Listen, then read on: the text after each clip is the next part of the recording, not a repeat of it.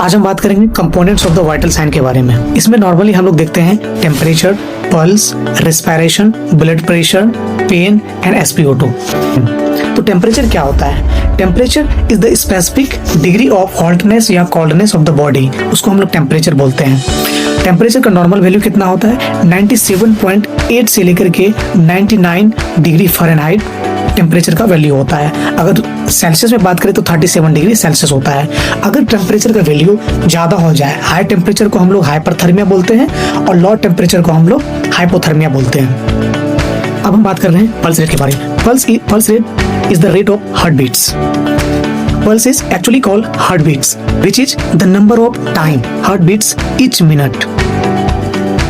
तो पल्स का normal value 60 to 100 beats per minute होता है। अगर 100 से ज्यादा हो तो दैट इज कॉल्ड टेकीकार्डिया। अगर 60 से कम हो तो उसको हम लोग ब्रेडीकार्डिया बोलते हैं।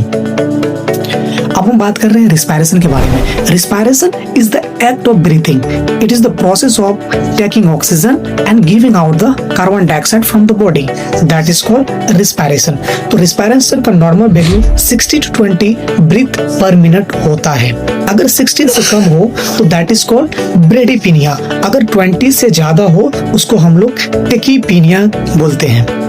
अब हम बात करें ब्लड प्रेशर के बारे में। Blood pressure is the pressure of circulating bloods against the wall of the blood vessels, that is called blood pressure. अब ब्लड प्रेशर का normal value 120/80 mm of Hg होता है। अगर ब्लड प्रेशर हाई हो उसको हम लोग हाइपरटेंशन के नाम से जानते हैं। अगर ब्लड प्रेशर लो हो उसको हम लोग हाइपोटेंशन के नाम से जानते हैं। Now I'm going to tell about the oxygen. तो normal oxygen saturation is 95 to 100% होता है। अगर इसका लेवल कम हो तो दैट इज कॉल्ड हाइपोक्सीमिया। या that's all about the components of the vital science and thank you for watching guys. Bye bye.